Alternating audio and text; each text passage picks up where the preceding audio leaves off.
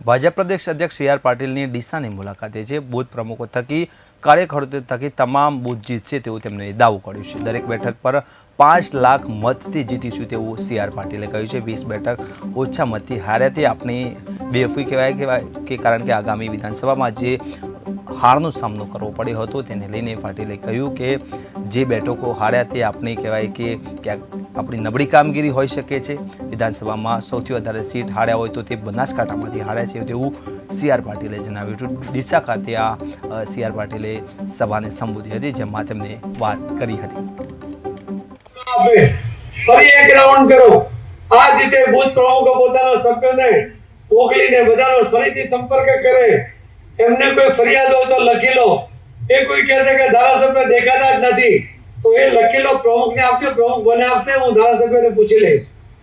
કોઈ કહે છે કે આ તાલુકા પંચાયતનો સભ્ય દેખાતો નથી, જિલ્લા પંચાયતનો સભ્ય દેખાતો નથી, કોઈને કોઈ નાની મોટી ફરિયાદો કરશે, ખરી ખોટી પણ કરશે, પણ તમે બધું જ લખી લેજો. તો અને કોણે ફરિયાદ કરી તેનું નામ પણ લખજો.